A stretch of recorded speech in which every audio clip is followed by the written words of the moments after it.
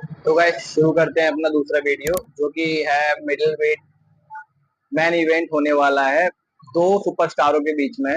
Dricus Du Plessis versus Israel Adesanya UFC 305 Australia में जो होगा। इसमें इजराइल अदासेनिया लगभग 1.5 साल बाद कमबैक करेंगे मिडिल वेट में। उन्होंने ब्रेक लिया था हारने के बाद शॉन स्टिकलैंड से। वो डिसीजन से हार गए थे, जिसमें कि वो जैसे वो अलग से हारे थे वो एक चीज अलग थी कि अलग पेरेरा से जब वो हारे, लेकिन यहाँ पे जब हारे वो तो एक बहुत ही थोड़े बेचारे टाइप के होकर के खेल रहे थे। जैसे कि कुछ उन्हें समझ में नहीं आ रहा कि उनके पंचेस लैंड नहीं हो रहे, वो पंच अपने लैंड नहीं करवा पा रहे। अलेक्स पे तो उन्होंने अच्छे खासे करवाए थे जो वो फाइट हारे थे, अर्ली स्टॉपेज वो कह रहे थे उसको। लेकिन जो जिस तरीके से शॉन स्टिकलैंड ने उन्हें हराया तो इसलिए उन्होंने ब्रेक लेना सही चुना, और जो कि ठीक भी है। अब लेकिन जो ब्रेक लेने के बाद आते हैं तो आपने सुना होगा जब इंजरी से फाइटर आता है या बहुत दिनों बाद ही कोई फाइटर फाइट करता है तो उसके लिए आसान नहीं होता, और वो भी सीधा चैंपियनशिप के लिए फाइट करना, बेल्ट के लिए सीधा फाइट करना ड्रिकस डू प्लेसिस जैसे फाइटर के बारे में, जो कि अभी यूएफसी में कोई भी हार उनकी हुई नहीं है। डैरन टिल से लेके शॉन स्टिकलिन और रॉबर्ट विटेकर को तो उन्होंने नॉकआउट भी किया। ऐसे फाइटरों के आगे उन्होंने जीत हासिल की है। और यहाँ पर इजराइल अदासेनिया देखोगे आप, अलेक्स पेरेरा को उन्होंने नॉकआउट किया था किस तरीके से, तो कभी भी गेम बदल जाएगा। वो पावर है, नॉकआउट पावर है इजराइल अदासेनिया के पास।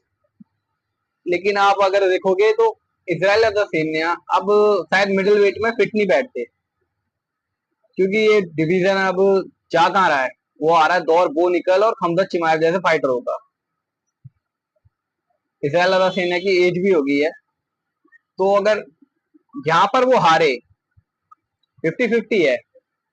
आप फेवरेट भले ही इसमें ड्रिकस डू प्लेसिस रहने वाले हो, लेकिन ये 50-50 फाइट है। लेकिन आप 60-40 भी से कहती डू प्लेसिस और 40 इजराइल अदासेनिया। तो अदासेनिया अगर यहाँ हारे तो इसके बाद शायद ही क्या पक्का डेफिनेटली वो ये डिवीजन छोड़ देंगे। और क्या रहेगा फिर उनके लिए सही, लाइट हैवी वेट या हैवी वेट? तो मैं कहूंगा हैवी वेट उनके लिए सही रहेगा, ये मेरी पर्सनल चॉइस है। एज यूएफसी फैन मैंने ये चैनल इसीलिए बनाया है ताकि मैं यहाँ पे आके अपनी बात डिस्कस कर सकूं।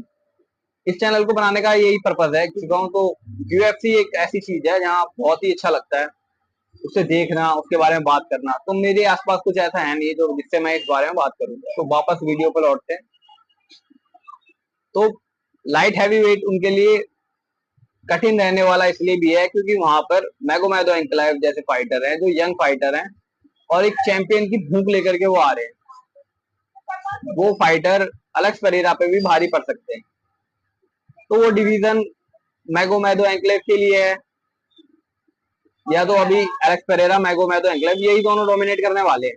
तो इनको सीधा अगर ये जाएं हैवी वेट में जाएं, हैवी वेट में देखें तो सिरिल गान टॉम एस्पिनाल ये दो हैं, तीसरे ये बन सकते हैं क्योंकि इन पे जो हाइट, इनकी जो हाइट है इनकी जो बॉडी है वो एक अच्छे हैवी वेट उसमें हो सकते हैं। ये चैंपियन भी बन सकते हैं क्योंकि मुझे लगता है एक या दो फाइट मुश्किल से जॉन जोन्स अपने करियर में करने वाले हैं। वो ऑल टाइम गॉट हैं, बस एक लेगेसी के लिए उन्हें फाइट करनी जरूरी है, जो खुद ही उनके ईगो पे उन्होंने ले लिया है इसको कि वो स्टीफन म्यूचिस से एक बार फाइट करके उन्हें भी हराना चाहते हैं ताकि एक लेगेसी उनकी तैयार हो जाए। इसीलिए वो टॉम स्पिनाल को इग्नोर कर रहे हैं फिलहाल।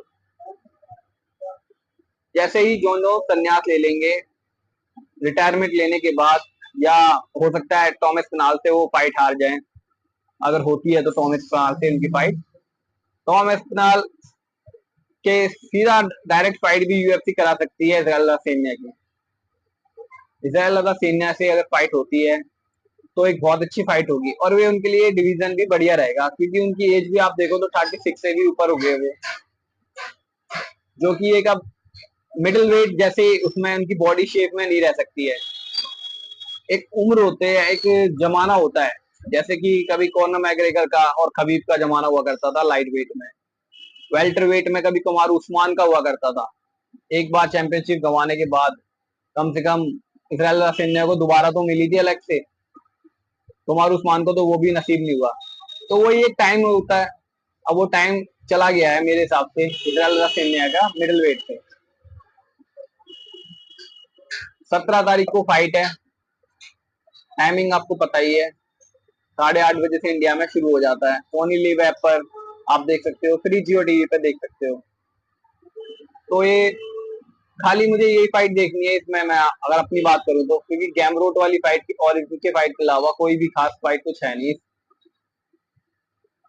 UFC 305 में। अगर आपको मेरा कंटेंट अच्छा लगा हो तो लाइक करना और चैनल को सब्सक्राइब करना। Thank you.